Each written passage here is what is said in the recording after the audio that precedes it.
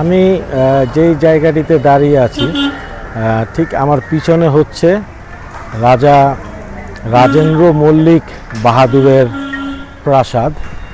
এটা কলকাতার গিরিশ পার্কে মেট্রোর কাছাকাছি, জোড়াসাঁকো ঠাকুরবাড়িরও কাছাকাছি।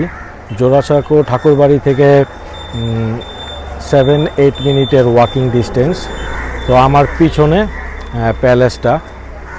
এখানে ক্যামেরা অ্যালাউড না, ছবি তুলতেও দিবে না, ভিডিও তো অনেক দূরের বিষয়।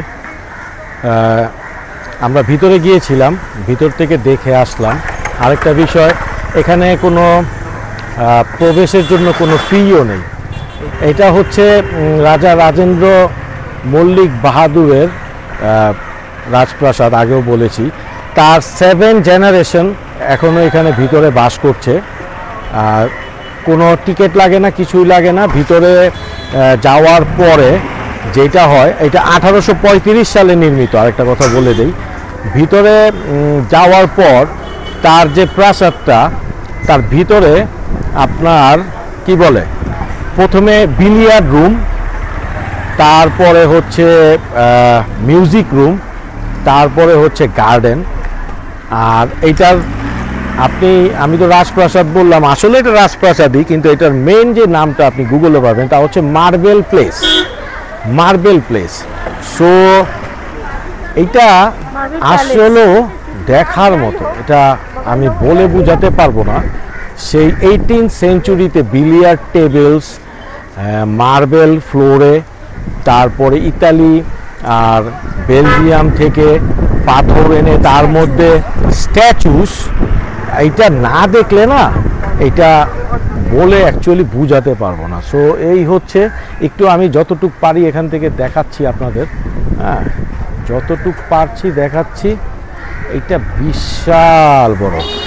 এর ভিতরে আরেকটা বিষয় হচ্ছে, তাদের মানে যে রাজকীয়তা কেমন ছিল, এর ভিতরেই একটি জু আছে।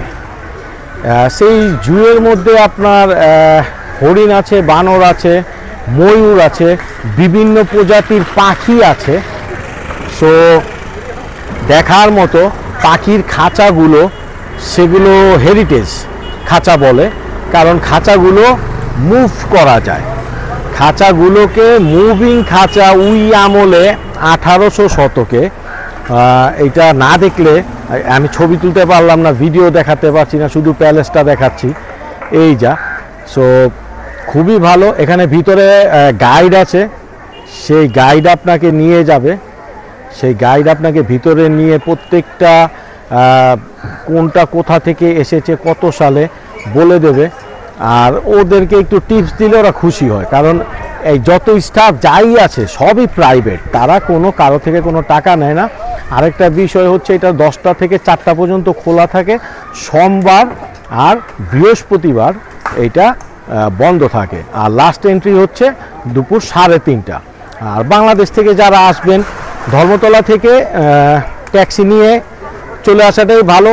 আর ইয়াং ছেলেপেলে হলে গিরিশ পার্ক মেট্রো স্টেশন 10 টাকা দিয়ে এসে হেঁটে চলে আসতে পারবে। এইটার সাথে জোড়াসাঁকো ঠাকুরবাড়ি দুটোই। আবার বলছি, এইটা হচ্ছে মার্বেল প্যালেস। আমার পিছনে চমৎকার। তো আমরা ঘুরে নিলাম, ব্লগও করতে হলো, আমাকেই বলতে হয়, কারণ ভিতরে ক্যামেরা অ্যালাউড না করলে আমার ব্লগার মিসেস উনি কিছু বলতে পারে না। আমার ছেলে অলরেডি তার পায়ে ব্যথা শুরু হয়ে গেছে হাঁটতে হাঁটতে। মিস্টার রোদ্দুর ব্লগার, বাচ্চা ব্লগার, এখন ওনার ক্ষুধা পেয়েছে। সো আমাকেই বলতে হয়। ঠিক আছে, আমি বললাম। আশা করি ভালো লাগবে। আমাদের ভিডিও ভালো লাগলে অবশ্যই একটা লাইক করে দেবেন, আমাদের পাশে থাকবেন। আর যদি বেশি ভালো লাগে তাহলে একটা কমেন্ট করে দেবেন। খারাপ লাগলেও কমেন্ট করে বলে দেবেন, জানিয়ে দেবেন। ঠিক আছে। আর যদি অতি ভালো লাগে, ইনফরমেশন ভালো লাগে, তাহলে একটা শেয়ার করে দিবেন। ঠিক আছে। তো আজকের জন্য এই পর্যন্তই। সবাই ভালো থাকবেন, সুস্থ থাকবেন। Tata, bye bye.